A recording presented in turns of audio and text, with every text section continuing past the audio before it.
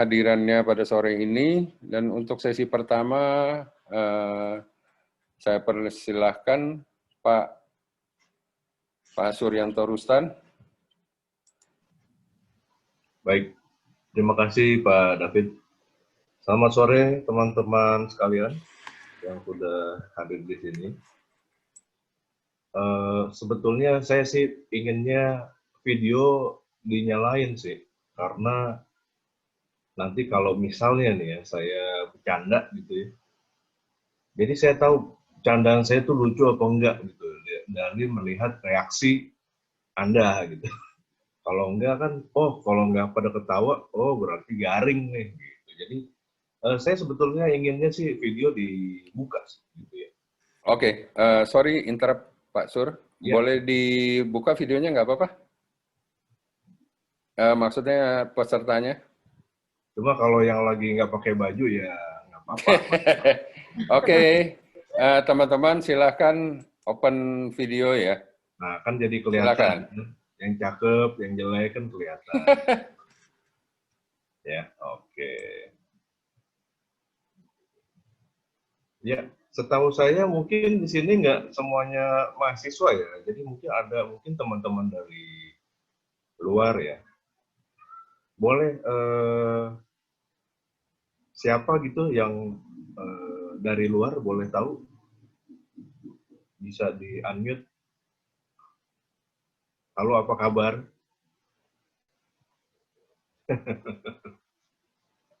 Susah ya kalau online. Oke, dengan keterbatasan kita tidak berhenti belajar. Ini saya berterima kasih sebelumnya kepada Pak David dan Bu Niken dan teman-teman di YAI, serta juga pada Astra Grafia yang telah memberikan kesempatan pada saya untuk sharing soal buku layout yang baru ini. Oke, baik, saya langsung share screen ya.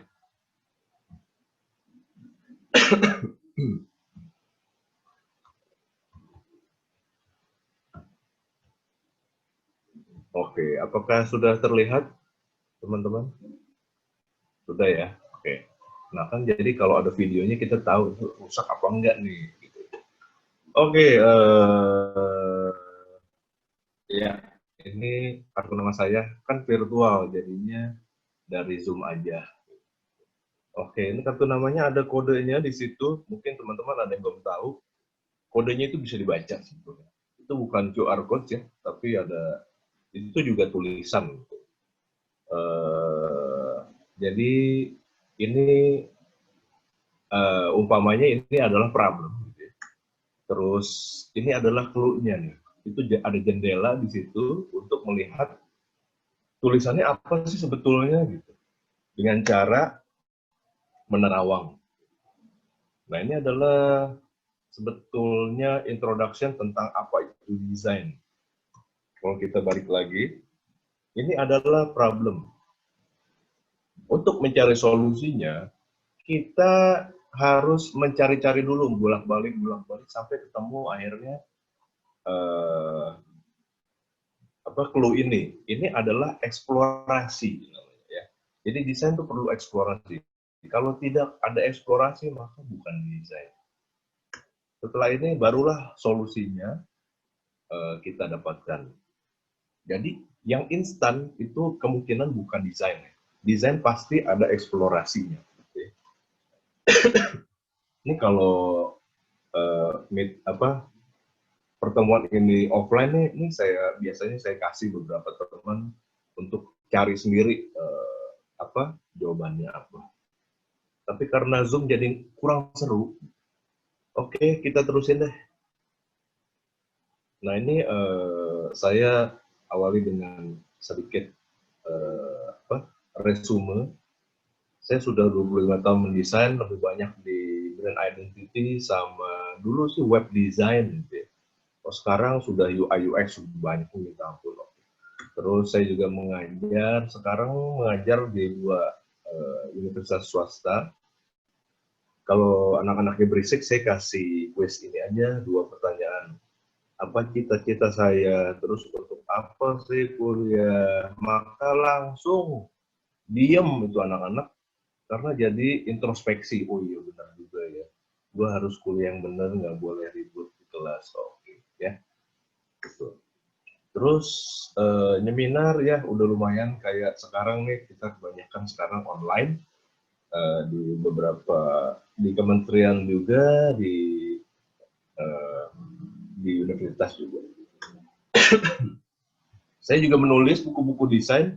Ini buku-buku saya, dari yang layout, logo, huruf font tipografi, terus mari berhitung sisa hidupmu. Ini buku yang aneh ya. Terus bisnis design, terus juga warna dan warni. Karena warni nama cewek, maka ininya warnanya pink. Nah ini 2 buku. Ini yang tahun lalu 2019, 2020 saya keluarin buku layout 2020. Oke, ini juga 2 buku. Nah, ukurannya yang layout itu kecil, sama dengan yang bisnis desain dan body. Oke. Saya belum punya bukunya, boleh lihat isinya? Boleh dong. Kan sekalian promosi gue gitu ya. Mudah-mudahan nih mahasiswa yang pada malas baca jadi tertarik untuk belajar. Iya, buku layout 2020 itu ada 2 buku ya. Nggak cuma untuk media cetak, tapi juga digital layoutnya. UI UX di website atau apps dari sejarah, teori, aplikasi, problem solusi, hingga tren. Sorry, saya kurang sehat.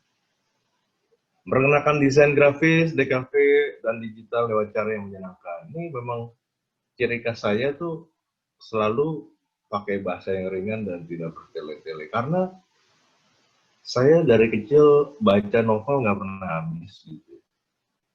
Karena teks mulu, senangnya baca komik cepet banget habisnya, ya kan? Nah ciri-ciri orang visual nih kayak teman-teman di DKV itu begitu juga ya. Setelah begitu ngapain saya tulis buku yang isinya teks semua gitu ya. Maka saya full color, gambar, foto, diagram, infografis, tipografis, segala macam itu saya pakai sebagai alat belajar kita yang visual. Maka teman-teman pasti seru lah karena setiap halaman tuh berwarna dan bergambar. Tidak cuma teori tapi juga aplikasi, kontennya luas dan sebatas buku. Ini contoh kasus-kasus yang hancur ya, maaf hancur, maksud saya desain layout yang ada tapi kacau loh gitu ya. Nah maka saya ada tulis problemnya di sini, lalu solusinya apa seharusnya yang mereka ambil gitu. Selain itu juga saya di beberapa halaman tuh ada apa QR codes untuk ini langsung ngelink ke sumber di web itu, tulisan-tulisan saya di website saya. Ya, ini di website saya ada yang menuting dari QR code tadi nyambung ke sini. Nggak semuanya, contohnya saya juga ada menulis tentang film, tapi QR code-nya ngapain di itu ngomongin film gitu ya. Jadi intinya ini adalah elemen penunjang buku tersebut. Sebentar ada tukang bakso lewat. Nah, dengar kan suaranya? Nah, itu kelebihannya kita kalau zooman ya, daripada yang offline, serunya di situ. Kalau pagi lebih ramai lagi, karena itu saya pilih jam 3 supaya tukang somai, tukang ketoprak, semuanya lewat ya. Oke. Nah, terus daftar isinya ini contohnya. Sejarah cetak ya, sejarah cetak dan digital. Terus layout dan media. Ini soal ukuran, soal macam-macam yang membedakan antara layout cetak dan digital. Terus ada lagi media cetak. Di sini terutama pentingnya buat yang tugas akhir ya, teman-teman mahasiswa. Paling susah tuh nyari sumber soal buku. Jadi teori tentang buku. Contohnya jenis-jenis buku atau anatomi buku. Nah, saya tulisnya di situ lengkap ya. Jadi mudah-mudahan buku ini udah jadi one for all gitu. Jadi untuk semua kegunaannya macam-macam, banyak manfaat. Juga tentang prinsip layout, mungkin sama dengan prinsip desain soal balance, soal depth, soal emphasis, sequence segala macam. Nah, terus konstruksi layout itu ini adalah contohnya adalah yang tadi ini ada problem ya, problem solution. Sementara tukang bapak lewat lagi karena dia belum ada yang beli mungkin di ujung sana. Jadi dia oke ya. Setelah itu kita juga saya juga memberikan materi soal grid. Grid ini paling jadi momok kali ya bagi mahasiswa atau bagi desainer. Saya heran kenapa banyak yang nggak pakai grid padahal penting banget gitu. Nah, maka di sini saya tampilkan cukup banyak materi soal grid. Ini saya tampilkan contoh buku saya yang logo, gridnya seperti itu. Yang ini adalah contoh grid buku layout 2020 itu. Gitu. Pakai yang ini. Jadi saya buka gridnya itu seperti apa sih konstruksinya. Anda bisa belajar dari situ. Oke, terus buku yang kedua nih sekarang. Tadi kan buku 1. Buku yang kedua isinya soal elemen konten. Jadi di buku yang dulu, yang layout dasar dan penerapannya ada juga gitu ya. Tapi ini saya sekarang ambil yang esensial. Jadi yang nggak terlalu penting dan nggak terlalu banyak dipakai orang, nggak saya tulis gitu. Jadi yang esensial aja. Masih cukup banyak dan terperinci gitu ya. Satu-satu saya bahas. Dan lebih lengkap pembahasannya daripada buku layout dasar penerapan. Lalu ada tipografi layout cetak. Di sini lebih lengkap lagi saya bahas ya. Tapi tentunya paling lengkap adalah kalau kita baca buku huruf font tipografi. Buku saya yang tentang khusus tentang huruf dan lalu bab selanjutnya adalah membuat layout cetak ya, tahapannya gitu. Kelihatannya kita udah bisa, tapi sebetulnya banyak hal-hal yang biasanya kita lewatkan. Misalnya media dan spesifikasi ini kita nggak terlalu mempedulikan. Dan juga memilah konten itu penting banget untuk membuat suatu layout. Nah di sini saya uraikan semua satu persatu dengan detail. Lalu juga ada media dan produk digital. Nah 3 bab akhir di buku 2 ini adalah khusus tentang media digital. Jadi soal desainer UI UX, soal apapun gitu ya, yang perbedaan-perbedaan antara media cetak dan digital. Juga bab berikutnya tentang layout dan tipografi digital. Ya. Lalu ada juga tentang membuat website atau apps. Ya. Nah, terus baiklah kita mulai dengan pembahasan bab pertama. Bang, minta masukan buat desain saya dong. Terus saya jawabnya, kok gambar doang? Konsepnya mana? Jadi setiap ada orang yang mau saya review gitu karyanya, Anda juga boleh ya nanti kapan-kapan lewat Instagram atau lewat mana. Misalnya mau ada kontes misalnya atau mau tugas juga nggak apa-apa gitu ya. Boleh curhat atau tanya ke saya, ntar saya review. Nah biasanya tuh mereka tidak menyertakan konsepnya, padahal penting banget. Kenapa penting? Berikutnya nih. Ada di halaman, kalau Anda sudah punya bukunya lewat 2020 itu ada di halaman 12 ya, soal form, konten, konteks. Nah ini yang lagi in ya. Ini bukan layout, tapi saya mau menjelaskan soal form, konten, konteks. Form adalah penampilan yang terlihat oleh mata gitu ya. Kalau kita lihat formnya oke, geprek bensu, wah ini kelihatannya ayamnya gagah gitu ya. dengan api di belakangmu semangat atau gorengan atau ya gitu ya, mencerminkan itu. Warnanya oke, tulisannya jelas, semuanya udah oke banget. Itu secara form. Secara konten juga oke gitu. Ini kayaknya mewakili pribadi karakter geprek bensu yang kualitas tinggi nih gitu ya. Ayamnya harusnya sih enak nih gitu rasanya segala macam. Pelayanannya juga oke.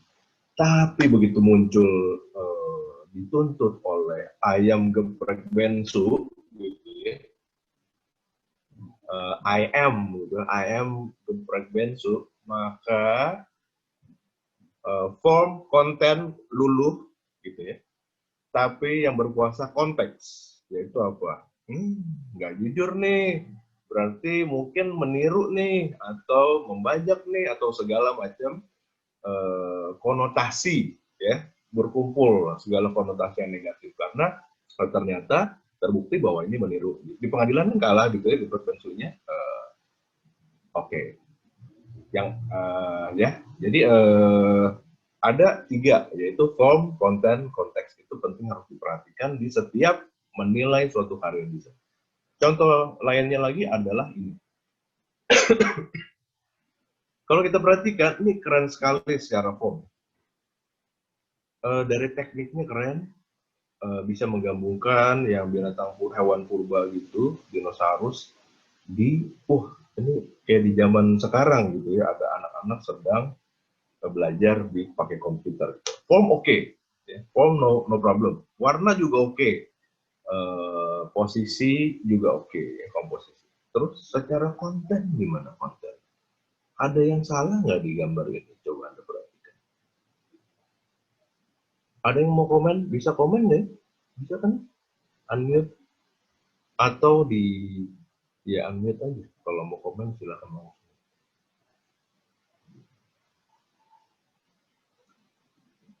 Ada yang mau komentari soal keanehan ini? Ayo, salah satu aja. Silakan. Ya, Kak. Ya, silakan. Colokin komputernya di mana, Pak? Ya, itu satu deh. Oke deh. Ada lagi yang lebih tajam lagi nih, soal konten. Jadi, ada ketidaksinambungan nih di dalam gambar ini. Dengan tulisan, coba dihubungkan dengan tulisan. Dinosaurusnya, Pak. Kenapa dinosaurus? Connect the future.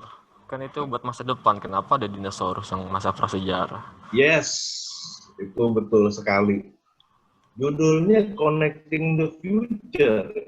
Artinya ini mungkin yang harus digambarkan, ini bukan justru dinosaurus, tapi adalah mungkin gambaran soal kota masa depan misalkan ya, atau ya landscape masa depan gitu. Tapi ini malah dinosaurus, artinya kontradiksi kan? Nah itu kalau tugas akhir nih nggak lulus, kenapa? Nggak nyambung antara apa yang dimaksud gitu ya. Jadi, nah oke tadi kita udah menilai secara form oke, secara konten KO ya, bukan oke tapi KO ya. Lalu secara konteks gimana? Nih, begini.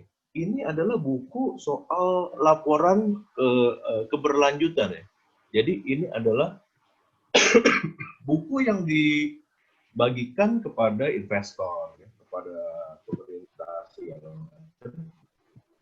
Investor itu penyandang dana gitu ya. Itu orang-orang pintar semua itu ya, bos-bos gitu ya. Ngelihat begini, kok nggak hubungan ya antara tulisan sama gambarnya. Maka, wah, ini bisa dipercaya nggak sih nih? Masa gini aja nggak ngerti, cover aja salah gitu.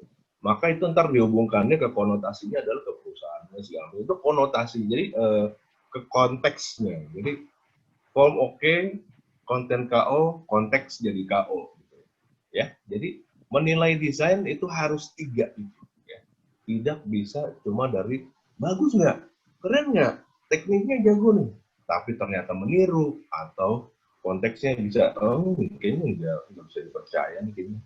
Nah itu ya, jadi Nah, soal form konten konteks di dalam pembahasan berikutnya nanti akan saya ulang juga. Kita ingetin ini dulu. Nah, di buku ini ada ya soal ini.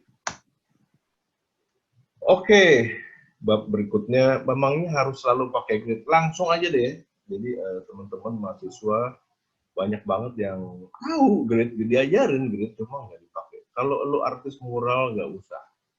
Jadi artinya kalau desainer kayaknya sih perlu gitu. Kenapa? Kita akan lihat dulu. Ya, di buku saya di halaman 106 ya kalau soal grid. Nah, kita ngelihat meja belajar kalian ya. Mahasiswa kan senangnya begadang, terus meja berantakan. Gitu. Nyokapnya datang ke kamar marah-marah. Ini nggak pernah diberesin ya. Begitu nyokapnya beresin, kamu yang marah-marah karena tadinya kalau berantakan inget barangnya taruh di mana, tapi begitu nyokap beresin jadi nggak inget di mana. Ya itu ini adalah saya mau kasih perumpamaan soal meja yang berantakan dengan tidak pakai grid, gitu ya. Tidak pakai grid. Sama meja yang kalau setelah dimarahin sama nyokap, kamu beresin mejanya. Gitu. Bendanya sama, objeknya Anda semua cuma diatur, placementnya, penempatannya diatur semua. Kalau kamu lihatin, ini ada garis-garis semu, vertikal dan horizontal. Benar kan? Ya, ada garis-garis semu. Kalau ini nggak ada, ya. Emang kedua ini beda ya? Lihat aja. Kalau begini, kamu bisa perhatiin nggak benda-benda yang di situ apa aja? Mata kita langsung scanning ya, langsung scanning, terutama ke bagian yang besar dan warnanya cerah gitu ya, langsung scanning. Atau yang berbentuk wajah, gitu. Atau yang provokatif seperti apa?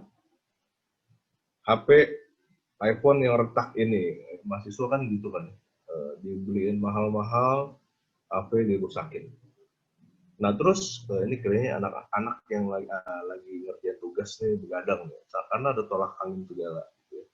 Ini makanan favorit mahasiswa juga, tapi secara detail kamu nggak terlalu tahu gitu apa aja sih ada di sini kecuali kamu diatur. Ya.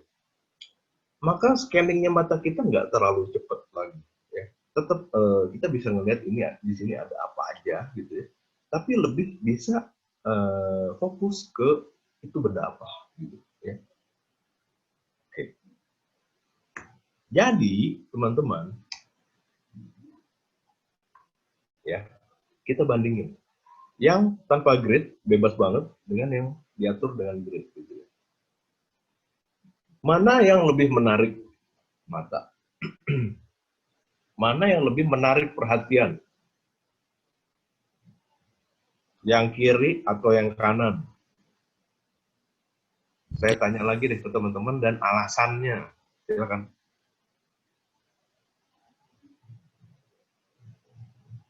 Boleh? Mau jawab? Yang kanan lah Pak, lebih rapi. Yang kanan lebih rapi. Tapi kalau kamu mata ke yang mana dulu gitu? Oh, yang kiri. Yang kiri. Berarti yang kiri lebih menarik perhatian ya? Oke. Kenapa begitu? Karena lihatin. Ingat gak nih kalau balon ada di komik? Kalau teriak itu pakai bentuknya yang ini kan ya, yang sebelah kiri ya. Itu saya sebetulnya meniru nih bentuk ini nih ya, meniru nih bentuk duri-durinya nih lewat benda-benda ini. Jadi ini sebetulnya saya atur nih ya. Ini kayak duri-duri kayak ini teriakan ya. Yang ini statis ya. Yang ini irregular, jadi tidak teratur ya. Itu jadi dinamis, yang regular jadi statis ya. Jadi gimana Pak? Apakah kita harus pakai yang kiri, apa yang kanan? Pakai grid atau jangan? Oke, kita balik lagi. Kita masuk lagi ke yang berikut. Ya.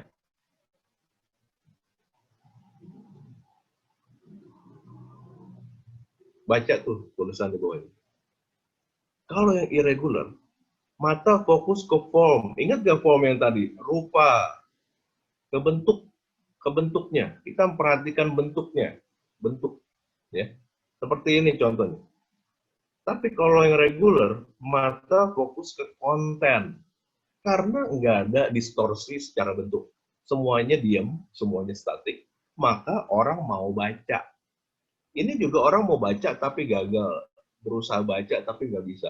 Karena memang tujuannya poster yang kiri itu untuk menarik perhatian saja. Kayak orang teriak gitu. Kalau orang teriak, keras-keras kamu teriak sambil ngomong. Omongan kamu nggak kedengeran. Ya. Kamu nggak usah teriak, kamu ngomong yang benar, yang biasa aja, justru lebih kedengeran. Jadi kalau regular, mata fokusnya ke konten. Ini artinya tergantung tujuan karya itu. Ya. Kalau kamu cuma mau teriak aja, kayak misalnya mural atau graffiti, itu orang teriak aja. Dia mau teriak aja, look at me, lihat gue, ya kan ya? Nah, itu ya nggak perlu pakai grid lah.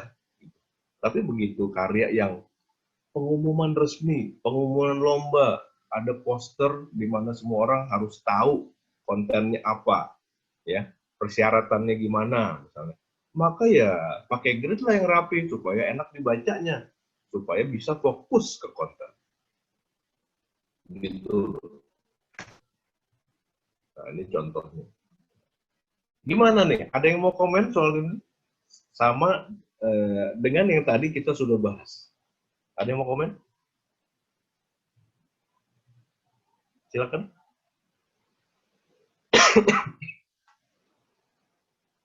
Sudah oke posternya?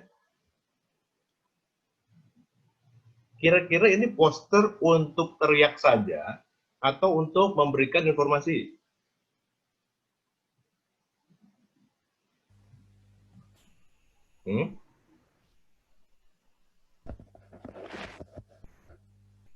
Dengan banyaknya teks ini, informasi. Ya, iya. Dua-duanya, Pak. Kenapa? Dua-duanya. Dua-duanya. Teriak sekaligus informasi. Iya. Ya? Nah, tapi kan jelas nggak teriak doang kan ya. Kalau teriak doang, maka informasinya nggak kebaca nih yang lain. Ya. Jadi kayaknya untuk poster yang seperti yang informatif seperti ini, kita perlu pakai grid supaya rapi, vertikal horizontalnya jelas gitu ya. Tapi mungkin di sebelah atas, yaitu di bagian headline, di bagian depan aja, itu yang teriak aja. Jadi teriaknya dialokasikan, gitu ya. Yaitu memang untuk emphasis, untuk penekanannya di situ untuk daya tarik. Setelah ini apa nih orang tertarik, maka dia akan melihat baca bawahnya dengan bisa dengan seksama gitu ya kontennya. Jadi ya, jadi harus bijaksana nih kita sebagai desainer pakai grid apa enggak. Ya. Terus ada lagi yang nanya, Kang saya udah pakai grid sih, tapi sering saya cuekin, kasihan gridnya. Ya. Artinya hancur ya, karena dicuekin. Oke. Contohnya kayak gimana sih? Contohnya kayak gitu. Ini kemungkinan memang pakai grid atau nggak pakai. Ya. Kalau kita lihat ya, ini lurus ya, ini lurus sama, ini ke sini gitu ya. Ini lurus nih, kalau dilurusin nggak sama nih sama yang ini. Ya. Yang ini juga nggak sama sama yang ini gitu ya. Jadi tanggung-tanggung, ini tanggung nih apa letak. Ya kalau di garis semu tuh nggak ada yang pas di garis gitu. Ini sama dengan seperti ini, sama nih. Ini meja belajar kamu juga nih tadi. Cuma begitu ada ini, yang ini lebih bawah. Cuma posisinya aja semua ditegangin, teratur, tapi apa namanya, benda-bendanya, objeknya semua enggak digarisin gitu, enggak dalam satu garis gitu. Ingat ya bahwa apa namanya, ini tipe yang irregular yang tadi sama seperti tadi, tapi lebih jinak aja, gitu. Lebih jinak, nggak separah yang teriak. Ya. Jadi kita bandingin sama ini, ya. Bandingin sama ini. Ini kalau ini pakai grid dengan disiplin, lihatin, selalu mengusahakan ada gutter gitu, ada jarak antar kolom. Selalu mengusahakan ini rata lah sebisanya gitu. Jadi matanya selalu ada garis gitu untuk kalau nggak bisa ya udah nggak bisa gitu. Ini diusahakan segaris gitu. Ini segaris gitu ya. Gitu. Nah, yang begini gitu ya, yang selalu diusahakan ada garis semu horizontal maupun vertikal tuh itu lebih menyamankan mata ya. Mata lebih nyaman daripada yang ini.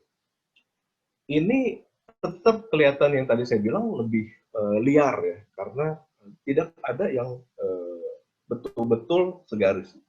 Ini lebih teratur. Ini kita melihatnya tanpa sadar ya. Maksudnya kita lihat, kita mencernanya tanpa sadar di otak. Ya, jadi kalau pakai grid ya disiplin lah dengan grid gitu ya. Paling kalau saya pribadi sih yang nggak disiplin cuma kalau rata kiri, gitu ya. Rata kanannya kan nggak rata tuh ya. Kalau kita nih ada paragraf rata kiri semua, terus yang di kanannya kan pada nggak rata tuh. Nah, karena nggak rata, supaya terlihat secara optis rata, maka saya lebihin dikit nggak apa-apa, melebihi grid yang sebelah kanan. Ngerti kan ya? Kecuali kita rata kiri kanan, maka ya udah sesuai sama grid kiri kanan. Tapi kalau rata kiri saja, rata kanannya boleh lebih sedikit supaya secara optis terlihat sama. Itu aja paling ya. Yang lainnya sangat disiplin. Oke, kita lanjut gimana caranya supaya layout enak dilihat, bro. Gimana supaya diri lu enak dilihat orang. Ya, penampilan harus rapi dan pandai menempatkan diri. Ya, layout juga begitu. Istilahnya presence dan placement. Ya. Rapi itu presence, placement itu menempatkan diri. Penempatan. Ya. Ada dua macam. Ya. Contohnya gitu. Presence itu adalah atribut yang ada pada diri orang itu atau diri sebuah objek. Ya. Contohnya bentuk persegi, warnanya merah kuning. Ya. Beng-beng. Nah, kalau placementnya artinya mendatar dan posisinya di tengah halaman. Ya. Ngerti ya? Jadi presence itu ada dalam diri kita masing-masing. Presence itu adalah keadaan gitu ya, keadaan, appearance. Kalau placement itu adalah posisi penempatan. Nah, ini contoh yang lain lagi. Presence-nya bentuk persegi, warnanya grayscale, oke, yang ada pada diri objek ini. Placement-nya diagonal, letaknya di kanan bawah halaman, ya, contohnya gitu. Nah, ini penting banget nih, ya, terutama untuk melakukan segala macam prinsip desain. Contohnya, presence dan placement dalam sequence dan emphasis. Sequence itu adalah flow, aliran. Ya. Emphasis adalah penekanannya. Penekanan di mana itu menentukan aliran. Kalau kita mau sequence seperti ini, maka empasisnya pakai presence-nya warna yang ngejreng dan ukurannya besar. Kiri atas. Udah pasti, orang pasti ngeliat itu dulu. Itu emphasis yang paling berhasil. Ya. Yang lainnya dilemahkan. Gitu. Maka orang akan sequence-nya dari sini, dari lace ini, ke spidol, ke beng-beng, ke notes, ke yang lain. Jadi arah pembaca itu kita yang atur. Sequence. sequence-nya seperti ini, bentuknya L. Gimana ngaturnya? Oh, emphasis pasti di kiri atas, ya. Bisa pakai apa? Bentuk yang aneh. Kalau yang tadi kan warna yang ngejreng, ya. Oh, ini bentuk yang aneh tapi besar juga. Bentuk yang nggak biasa nih. Bentuk yang irregular. Headset ya. Habis itu makanan lidi ini yang kesukaan kamu pengganti nasi. Terus beng-beng, terus spidol, bolpen-bolpen, serutan. Ya. Ini bentuknya agak ku. Ya. Oke. Kayak gimana lagi yang bisa kita atur? Semuanya bisa kita atur dengan sequence dan emphasis. Dengan presence dan placement. Sebaliknya bisa, Pak? Bisa. Kalau mau ngaturnya begini ya, bentuknya L-nya kebalik. Ya. Jadi, yang bawah ini yang mau dilihat dulu. Gitu. Gimana? Bisa nggak? Bisa, tapi susah payah sih. Ya. Harus lebih dispesialin. Kenapa? Contohnya, emphasisnya kita pakai yang berbentuk wajah. Orang pasti ngeliat ke yang wajah dulu. Kedua adalah warna yang ngejreng. Ya. Nah, ketiga kalau bisa tambah lagi adalah ukurannya besar. Ya. Maka orang pasti ke situ dulu. Yang lainnya dilemahin. Contohnya paling kuat adalah warna. Ya. Semuanya dibikin abu-abu. Ya. Maka pasti orang ke sini dulu, mungkin akan ke sini. Walaupun orang ngeliat ke sini dulu, dia pasti cepet langsung ngeliat ke yang berbentuk wajah. Itu semua tanpa sadar, unconscious. Ya, ini namanya visual perception, visual perception. Oke, ya. Satu-satunya berwarna kan yang wajah ini. Udah pasti dia ke situ dulu. Ya. Oke, kita lanjutin lagi. Nah, ini ada kasus lagi. Ya. Soal sequence dan emphasis tadi. Ada yang mau komentar yang ini dengan yang sudah kita pelajari sebelumnya? Silakan, ada yang mau komentar? Sequence-nya gimana? Emphasisnya gimana?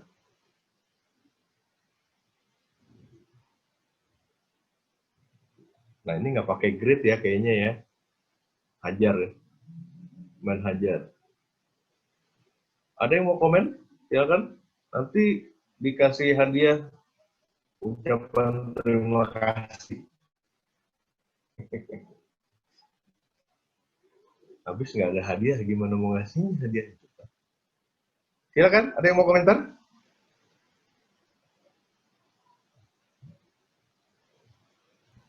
Ayo dong, ada yang komentar. Tuh sampai di itu. Ya, oke lah. Mungkin kalian lagi ngantuk nih, kan jam berapa nih? Jam sore-sore gini bikin webinar, Pak. Bagus banget. Oke. Berantakan, Pak. Berantakan. Ya. Karena apa tuh? Penempatannya, penaruh apa sih gambar-gambarnya itu kayak motor di atas. Terus ukuran gimana? Ukuran elemen-elemennya gimana? Ukurannya ada yang gedenya sama gitu. Jadinya kita mau ngeliat ke yang mana dulu gitu ya. Jadi kayak irregular yang tadi nih ya. Iya. Ya. Iya, Pak. Oke. Nah, yang seperti ini kan padahal kan kita mau baca dengan enak gitu ya. Akhirnya sulit bacanya gitu karena semuanya ini seakan-akan tuh kayak semua elemen mau teriak, lihat saya, semacam gitu ya. Semuanya menarik sama besar gitu ya. Dan tanpa grid ya, terutama itu.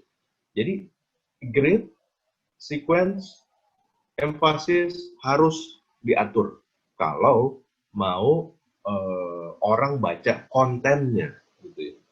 Kalau memang untuk memanggil saja, menarik perhatian saja, silahkan, tapi di beberapa bagian, contohnya adalah yang paling untuk emphasis, yaitu di headline.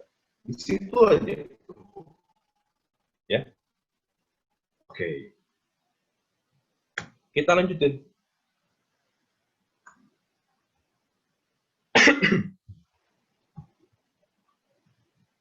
Nah, mungkin teman-teman ada yang punya all shop nih ya. Kalau yang punya all shop itu ngerti banget bahwa emphasis dan sequence itu pentingnya minta ampun. Gitu. Kenapa? Di all shop kamu harus tampil di nomor 1 dan paling kiri atas. Jelas? Karena pembaca huruf Latin, tulisan Latin seperti kita, itu pasti ngelihat kiri atas dulu. Maka orang akan ngelihat itu dulu. Ya. Jarang, mungkin ada sih teman-teman yang langsung ngelihat yang ini misalnya. Tapi enggak, biasanya kiri atas dulu. Ya. Kalau punya all shop, ngeh banget bahwa sequence, emphasis penting. Dan lihat grid-nya. Lihat grid. Kenapa pakai grid begini rapi untuk di website? Selain karena secara teknis harus kotak-kotak, juga supaya kita konsen ke kontennya. Ya. Oke, jelas? Nah, berikutnya. Kalau teman-teman yang kreator aset nih, yang bikin aset nih, juga pasti ngeh ya, bahwa kiri atas pentingnya minta ampun. Ya. Karena itu mereka berlomba-lomba untuk dapat yang kiri atas nomor 1 ini.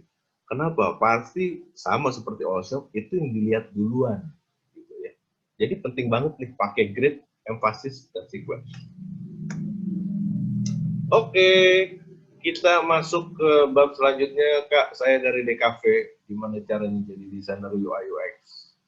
Pertama-tama otak DKV-nya dikuras dulu. Oh gitu ya, Kak? Iya. Kenapa? DKV, desain grafis yang cetak, sama UI UX, mungkin ada samanya tapi lebih banyak bedanya.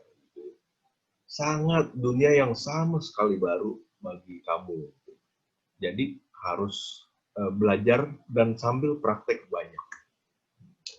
Di buku saya di halaman 16, di buku 1, itu ditampilkan semuanya. Ini perbedaan antara media cetak dan digital. Ya. Nah, yang tugas akhir, kalau tugas akhirnya nyerempet-nyerempet soal media digital juga nih, pasti perlu nih beda-bedanya nih. Mungkin buku ini bisa jadi sumber kamu ya.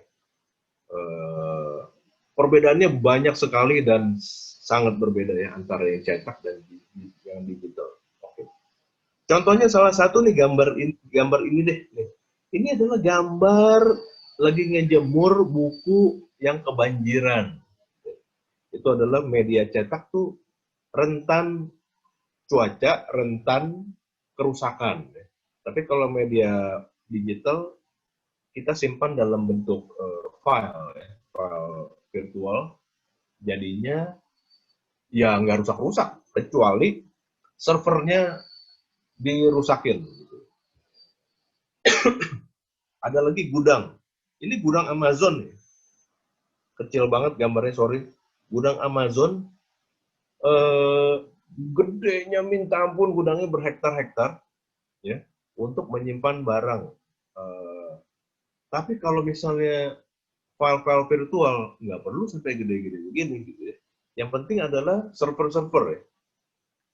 Oke. Banyak sekali contoh-contoh perbedaan di sini. Salah satunya penting sekali yang perlu diketahui oleh desainer grafis yang mau masuk ke UI UX adalah, nih gini teman-teman, kita ngedesain visual mah 1 biji aja, kita fokus ke visualnya, fokus ke prinsip desain, fokus ke sequence, ke emphasis, fokus ke grid, segala ke warna, ke tipografi, segala macam ya, maka sudah cukup ya. Nah paling nanti ini di sesi kedua nih ada dari Astara Grafia, Pak Teguh akan ngomongin soal digital printing ya. Di situ nanti kamu akan mempelajari segala macamnya di situ ya. Jadi media cetak mah begitu gitu ya. Jadi Yang perlu dipelajari adalah dari mendesain sampai ke produksinya, gitu ya. Dengan materi-materi yang nanti Pak Teguh di sesi kedua itu. Ya. Tapi kalau produk digital, apakah kita cukup bikin desain aja? Nggak cukup. Ya. Kita bikin visualnya, apakah sudah bisa? Ingat loh, ini ada di klik loh. Ini ada harus diketik loh.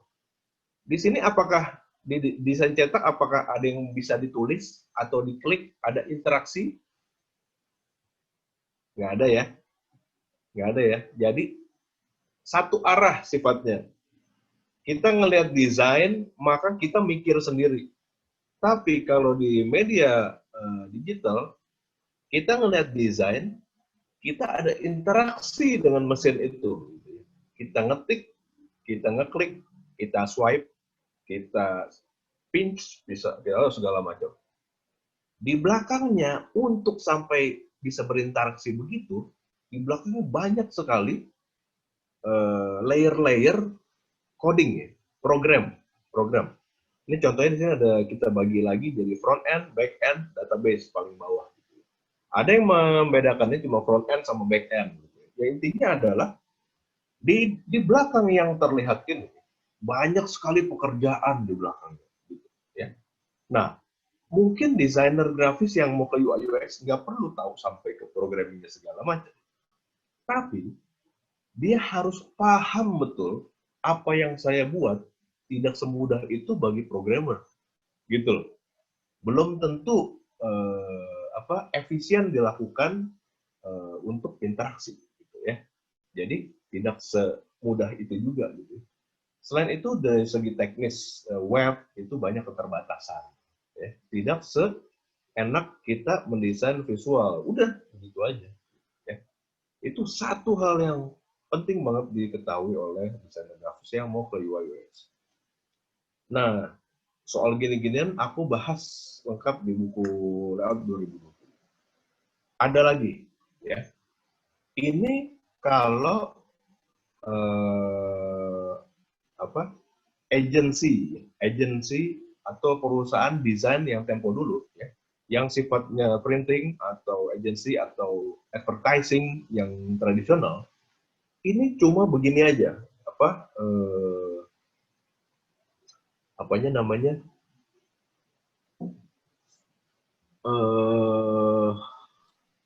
siklusnya Pak. bagian-bagiannya ya, bagian-bagiannya.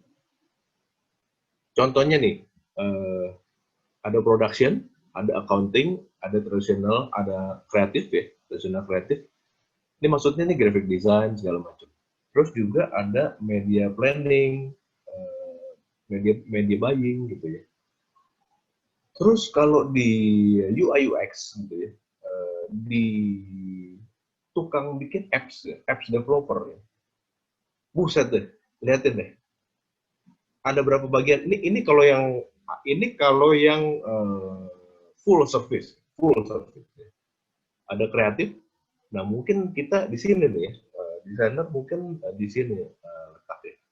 Ada app development, business management, research, report analysis, media planning untuk buying. Ya, banyak banget ya. Kenapa begini banyak, begini kompleks? Kenapa traditional design begini simple? Apakah teman-teman ada yang tahu?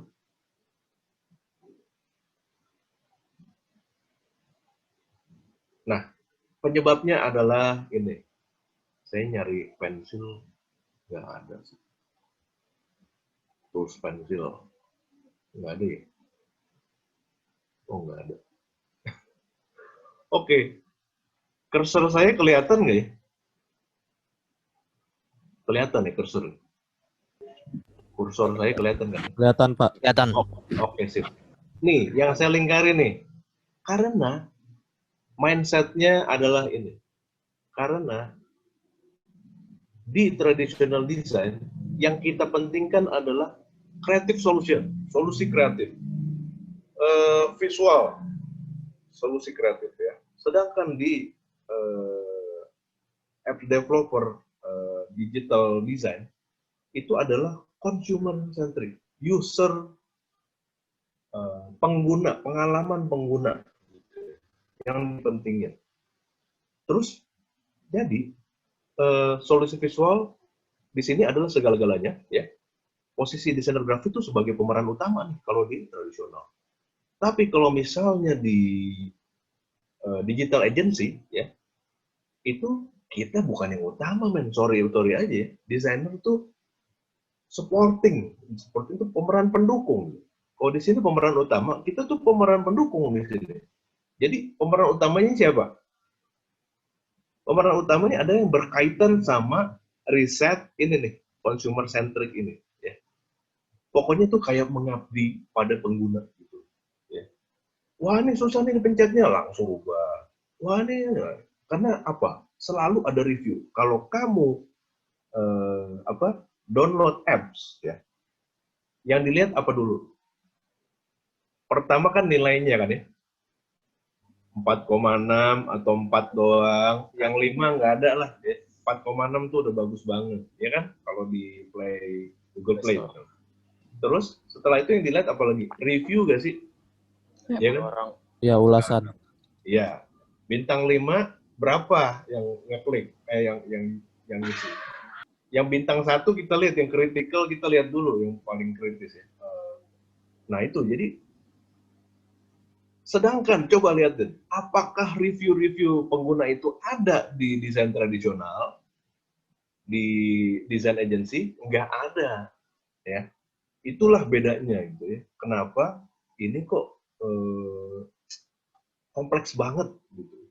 Nah, tapi teman-teman jangan berkecil hati. Gini loh masalahnya, dunia tuh udah berubah ya. Semua sekarang hidup kita tuh di handphone semua.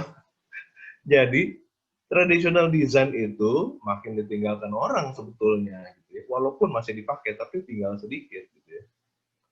Nah, sedangkan kita akan lebih banyak di digital, gitu ya. Untuk itu beralih ke digital itu baik banget. Kenapa? Biang keroknya dari sejak revolusi industri 1, 2, 3, sekarang kita keempat adalah teknologi. Itu biang keroknya. Maka dengan mendekatkan diri ke teknologi kita, maka mudah-mudahan kita bisa survive. Gitu. Jadi kita harus banyak belajar di situ dan membuka diri terhadap teknologi. Ya. Nah, habis itu ada apa lagi? Oh iya, nah yang digital tadi saya udah kasih tahu bahwa ada di buku 2, di 3 bab terakhir nih terutama yang digital. Tapi di buku 1 juga ada yang menyangkut gitu ya, menyangkut digital. Antara lain prinsip layout itu menyangkut untuk semuanya, semua media.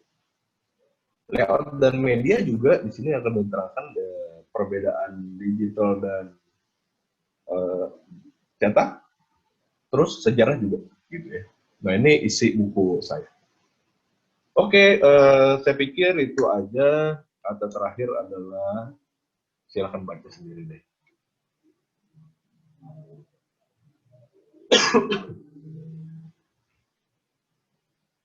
Oke. Terima kasih Pak Sur atas... Saya belum selesai Pak. Oh belum? Belum dong, saya belum paham. Maaf Pak Sur. Iya.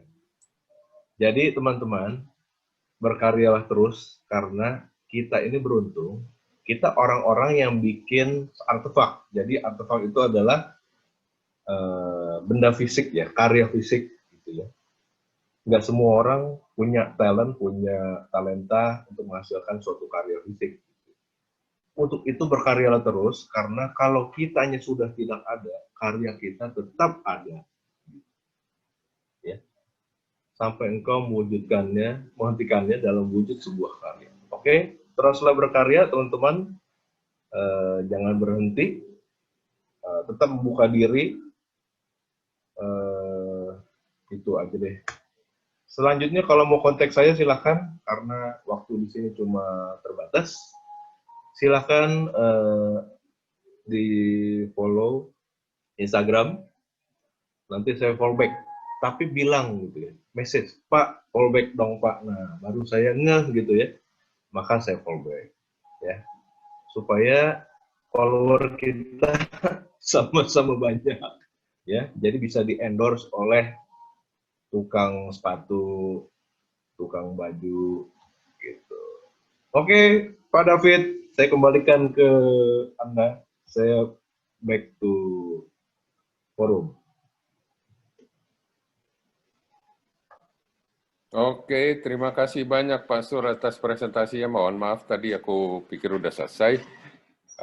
Oke guys, kita kasih applause dulu untuk Pak Sur.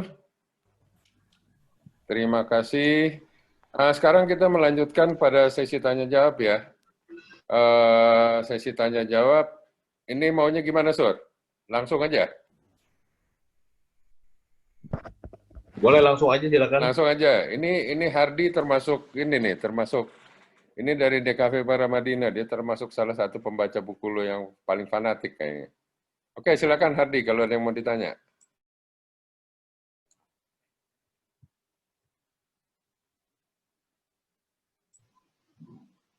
Lisan aja ya maksudnya ya.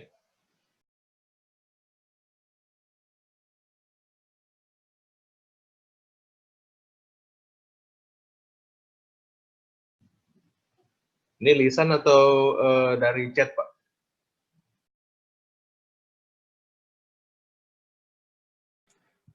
Ini sebaiknya dari chat aja ya.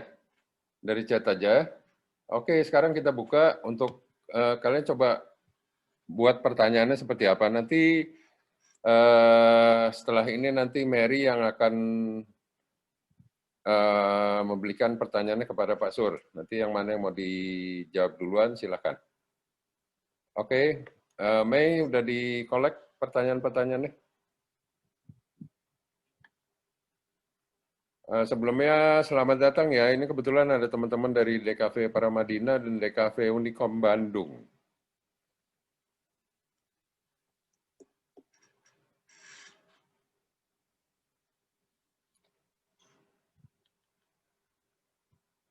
Ini kebetulan ada yang nanya, Pak Sur, ini nih ada promo nggak untuk beli bukunya? Jadi promo tuh udah lewat karena sudah pre-order waktu bulan September. Sudah ada pre-order itu 2 minggu lah kira-kira pre-order tuh. Nah itu sudah ditutup sekarang. Jadi follow akun saya dong. Jadinya ntar kalau ada berita-berita, ada promo-promo, tahu jadinya gitu ya. Oke, silahkan.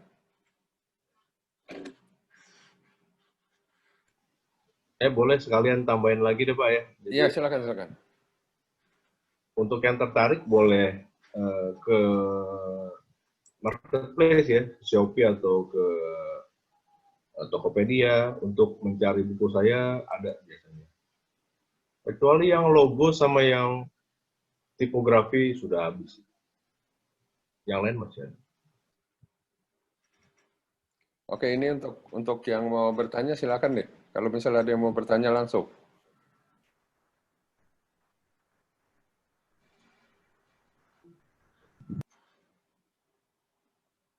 Silakan guys, kalau ada yang mau bertanya silakan langsung.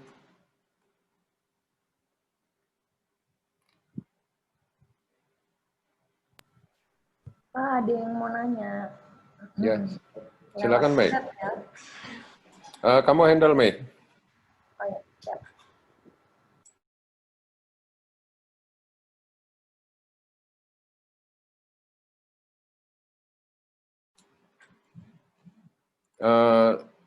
Suaranya Mei, di unmute.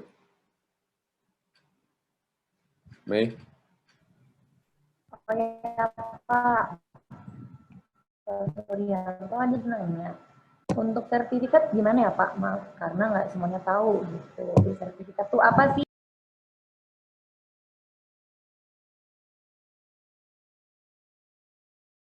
Kalau untuk sertifikat nanti kita ini kan di belakang. Setelah selesai sesi, ini sekarang sesinya masuk ke pertanyaan yang berhubungan dengan presentasinya Pak Sur tadi.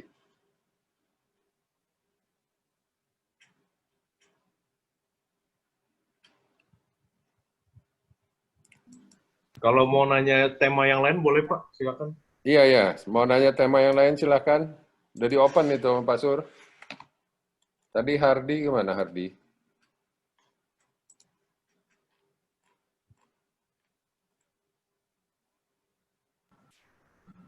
Hardi? Pak mau nanya, untuk mendesain layout corporate, ada ketentuannya nggak Pak? Contohnya corporate annual report gitu. Ya, tadi siapa tuh ya? Andini ya, Andini ya. Ya, Andin. Oke, untuk corporate ya, biasanya bukan biasanya, harus informatif, sangat informatif. Karena annual report, kita lihat tujuannya dulu deh. Setiap mendesain apapun lihat tujuannya untuk apa, purpose-nya.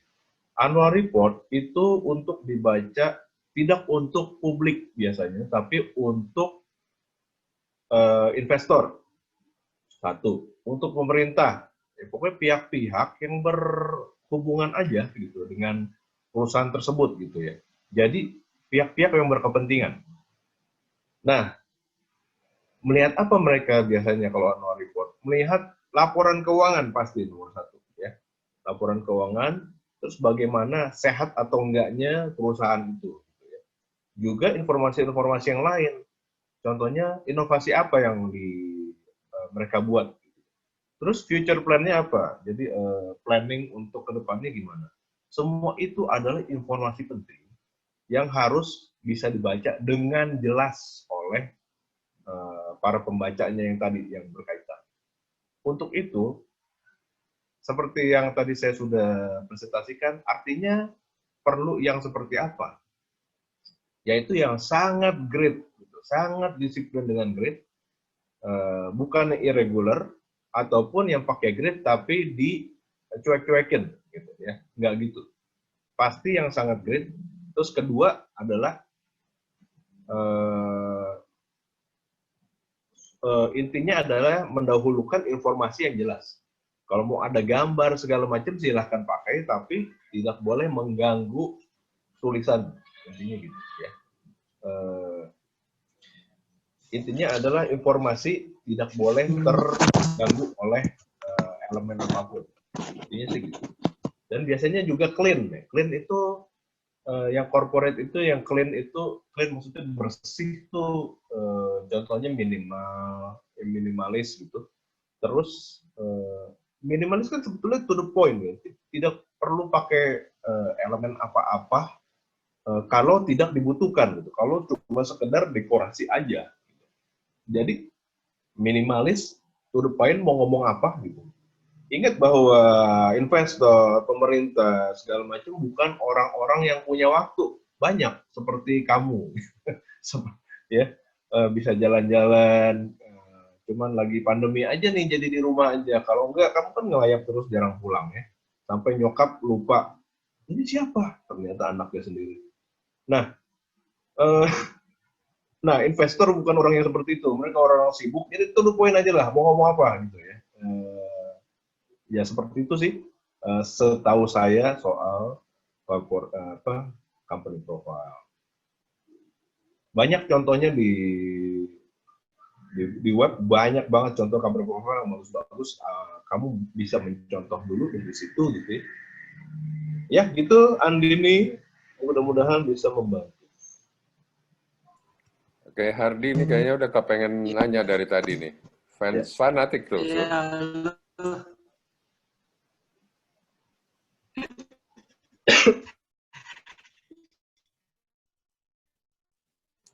Hardi?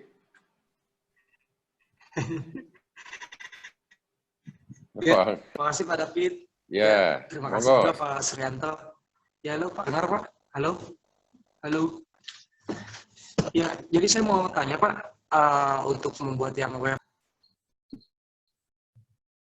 Nah, kalau kita sebagai desainer itu dititik beratkannya itu lebih ke UI-nya atau UX-nya atau peran yang lebih pentingnya itu lebih ke UI atau UX ya Pak? Sudah Pak, cukup Pak. Halo? Oke, Hardi, paling dekat sih sebetulnya kalau mau beralih ke UI UX dari desainer grafis itu ke UI. Jadi UI itu ya mirip sih dengan yang kita kerjakan sehari-hari, itu cuma medianya beda. Yaitu, nah kita harus tahu keterbatasan medianya dulu, kita harus tahu cara kerjanya programming gitu ya. Cara kerjanya bukan programmer maksud saya, cara kerja programmer gimana.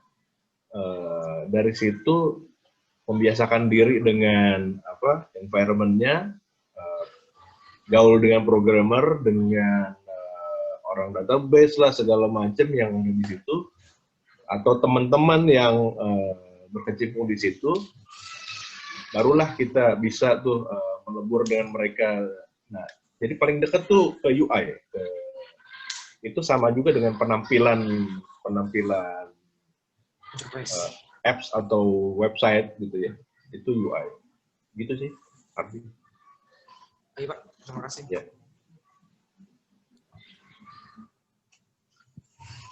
Oke, ada yang mau bertanya lagi? Kalau dari chat sih ada pertanyaan, anak DKV yang mau masuk ke dunia UI, UX wajib belajar coding, Pak Sur. Nggak perlu, Pak David. Jadi yang penting tahu, gitu. Tahu cara kerjanya si programmer, tahu cara kerjanya bagaimana produk itu jadi gitu, produk digital ya. Bagaimana produk digital itu jadi dari A sampai Z tuh dia harus tahu intinya gitu. Dia nggak perlu belajar coding. Nah, tapi kalau anak UI belajar coding juga, itu suatu plus banget dan dicari di mana-mana. Apalagi background kita ini DKV, kita sudah punya kelebihan di segi visual ya. Maka kalau kita belajar UI UX lagi, maka wah itu udah apa ya? Udah kelebihan banget, maksudnya udah bagus banget gitu. Itu dicari orang banget. Daripada anak programmer yang belajar yang jadi UI gitu ya. Oh, jagoan kita, men. Gitu ya. Saya langsung aja nih di ini ada yang Johan nih, saya mau bertanya UI UX itu apa ya, Pak? Saya belum paham. Dan dalam dunia desain itu apakah paling penting itu dilihat dari layout? UI UX itu user interface, itu adalah desain penampilan desain di screen, di apps, di website ya, itu adalah penampilannya. UX itu adalah UX jauh lebih luas daripada UI kerjaannya, lebih ngurusin pengalaman si user, pengalaman pengguna dalam menggunakan apps kita atau dalam ngebuka website kita gitu ya. Itu si UX lebih merhatiin ke situ gitu ya. Selain dia juga ngelihat dia kerjasama sama orang UI. UX itu kerjasama sama orang UI, orang programmer juga ada hubungan, pokoknya sama orang bisnisnya juga. UX jauh lebih luas daripada UI. Gitu sih, UX itu adalah user experience. Jadi pengalaman pengguna dalam menggunakan website atau apps itu. Layout itu penting, apakah paling penting? Iya. Sekarang gini, kalau misalnya ya, contohnya di UI UX ya, kamu belanja nih, misalnya di Shopee nih ya,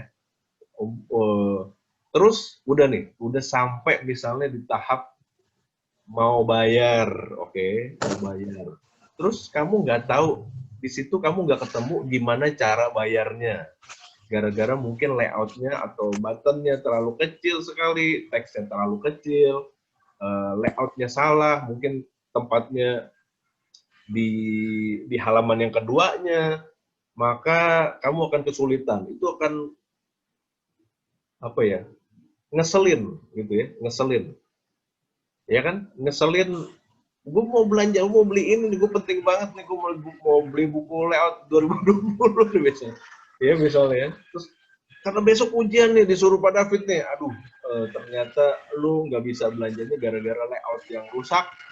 Lu mau ngomong apa? Ya jadi layout penting banget kan, nggak cuma di desain cetak, tapi juga di desain digital ya, penting banget. Contohnya ya tadi penampilannya gimana supaya penampilan layout yang bagus. Nah, kita menampilkan diri gimana? Di depan teman-teman, di depan dosen. Kalau pakaian kita rapi, rambut kita bagus, nggak awut-awutan, maka kan orang kan lebih memandang kita, gitu kan? Sama banget sama layout, harus teratur dan terstruktur rapi. Gitu sih.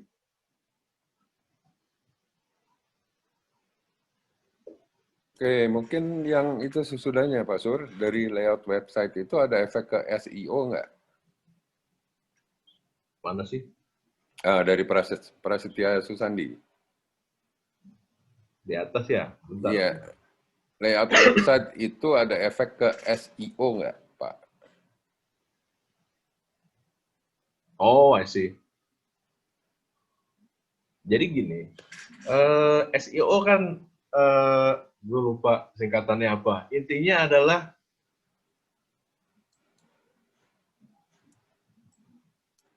ngurusin website supaya kalau dicari gampang di search engine misalnya, di browser, di search engine ya, misalnya di Google atau di mana, itu supaya dia tampil gitu ya, supaya dia prima, nggak cuma di Google tapi di mana-mana gitu ya, di search pokoknya, misalnya nyari misalnya keywordnya Suryanto Rustan gitu ya.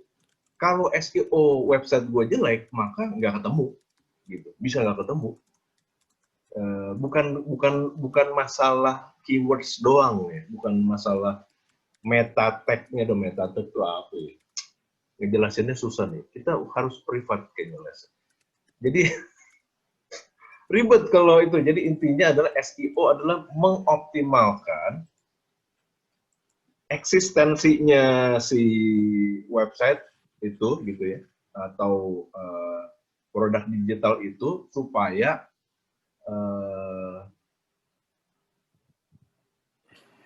kalau dicari orang gampang, kalau mau ya contohnya itu simpelnya gitu aja. Ya, itu search engine optimization. Optimization, yes. Ya. Ya, gitu. Terus apa lagi? Udah cukup belum tuh? Bentar, baru berapa tuh? Ini ada dari Mei, lanjutin Mei. Sorry, aku lanjutin ke yang SEO itu tadi ya. SEO ya, Boleh, yang di atas. boleh. Nah, kalau punya website, SEO-nya harus diurusin, intinya gitu. Ya, websitenya misalnya blog atau apapun deh, atau website pribadi atau website perusahaan, SEO-nya harus diurusin sampai optimal. Untuk itu banyak sekali service, maksudnya orang yang menawarkan jasa, ayo Pak SEO-nya diurusin supaya nomor 1 ntar di mesin pencari lah, atau pokoknya secara tampil secara optimal gitu. Nggak cuma pencari dong. Masalahnya kan kita juga biasanya website itu berhubungan sama medsos kan. Nah itu segala macam tuh urusannya ke situ. Pokoknya search engine optimization, jadi optimal kalau dicari. Terjemahannya anjur. Oke, yang selanjutnya Mei, silakan Mei. Iya, ini dari Glenn Valencius ya. Iya. Ya. Sore Pak Rutan mau tanya, pendapat Bapak apa layout cetak akan digantikan oleh layout digital, dan apa tips untuk mahasiswa DKV yang masih diberi tugas untuk media offline dan tidak ada matkul digital? Terima kasih Pak, itu pertanyaannya. Ya. Eh, Layout tradisional pasti akan terus dipakai orang, ya. Kalau enggak, Astrografia bingung. Jadi layout digital pasti layout tradisional cetak itu pasti akan tetap dipakai. Nah, jadi cuma terbagi aja gitu ya. Nggak semuanya kita akan digital, nggak juga. Jadi tetap kita butuh yang cetakan. Gitu. Contohnya buku-buku saya kan dijualnya masih yang sifatnya hard copy kan, bukan yang e-book gitu ya. Jadi nggak semuanya bisa digital juga. Contohnya kalau saya jadiin e-book bukunya, maka wah dapur saya tutup. Kenapa? Kan kamu langsung copy kasih ke temen gitu ya. Nih bukunya Pak Rustan nih, gue punya PDF-nya, mampus gue gitu. Nah jadi yang tradisional, yang cetak pasti tetap dibutuhkan, gitu ya. Contohnya digital printing, nanti Astrography akan Pak Teguh akan jelasin ada teknologi baru tuh yang lebih mengoptimalkan hasil printing kamu gitu ya. Gitu jadi dua-duanya akan sejalan nih sama-sama dibutuhkan gitu. Walaupun mungkin ya apa ya jadinya intinya gini lah, kue yang tadinya dimakan sendiri oleh layout cetak, oleh desain cetak, sekarang harus dibagi dua sama yang digital, intinya gitu ya. Jadi kamu belajar dapat tugas untuk layout digital ya masih berguna gitu ya. Company profile secara cetak masih berguna.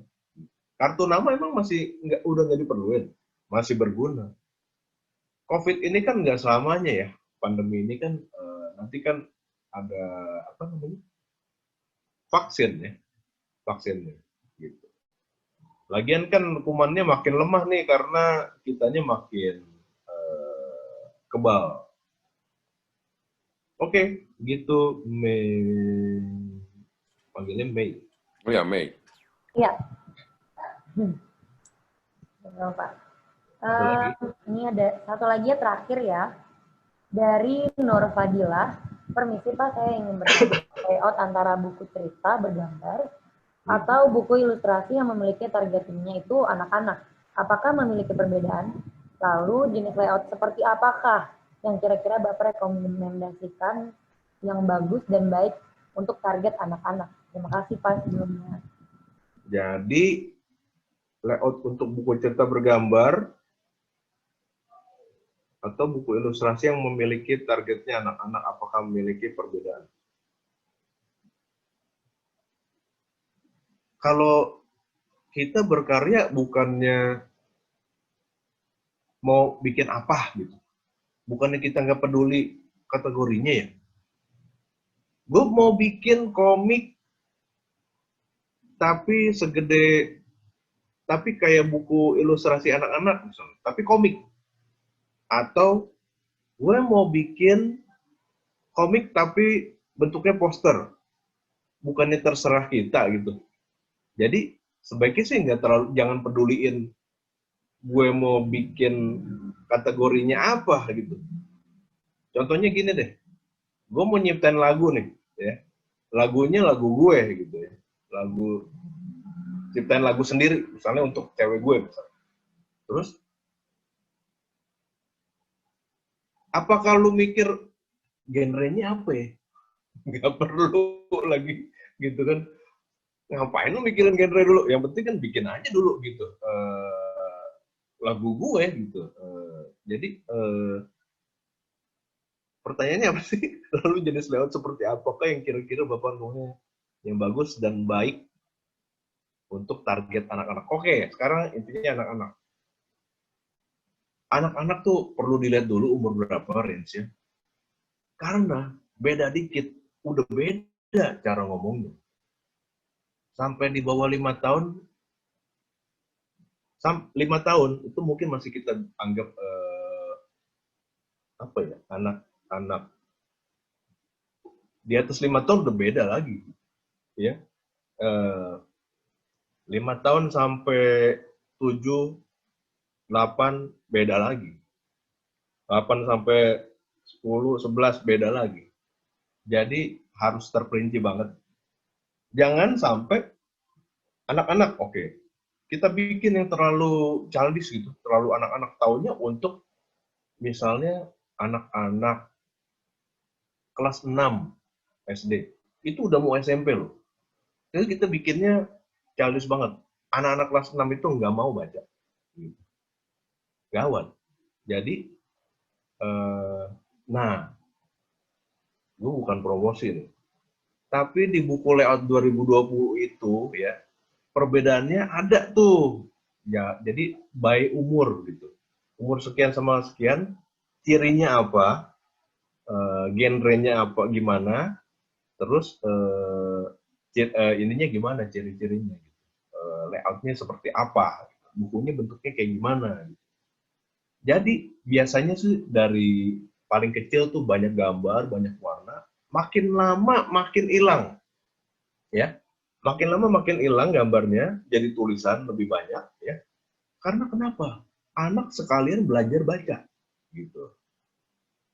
Kalau gambar itu bahasa universal yang kita mungkin sudah bisa dengan sendirinya agak bisa, gitu. Tapi kalau tulisan itu tidak alamiah.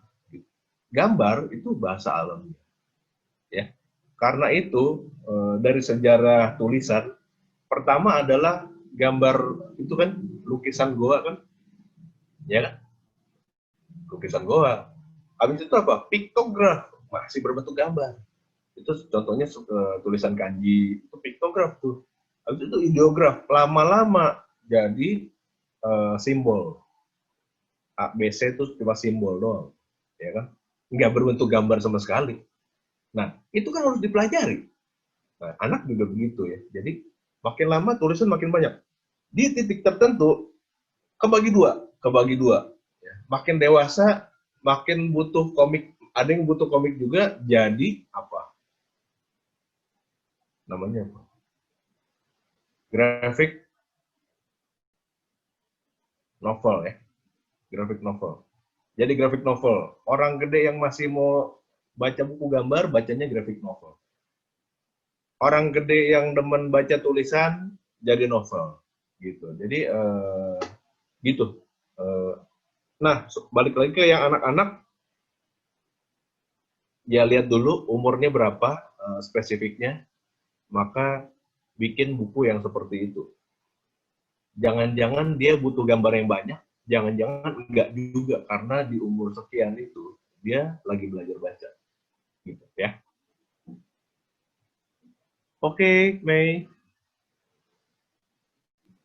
Baik, Pak Permisi, Suryanto. Pak.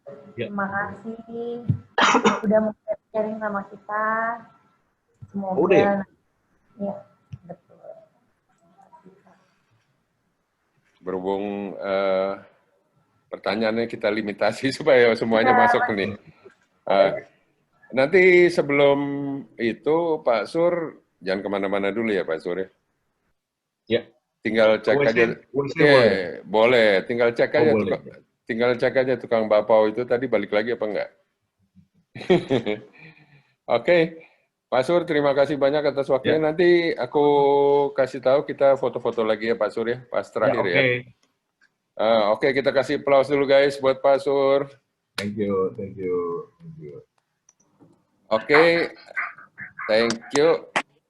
Untuk sesi berikutnya akan kita lanjutkan dengan Pak Teguh Sarjono. Untuk moderatornya aku minta Miss Niken di mana ya? Miss Niken? Ya, David. Oh, Miss Niken. Fotonya kok berubah? Beda ya? Oke, Miss Niken silakan. Ini kebetulan tadi ada yang masuk dari anak DKV Aceh itu. IHB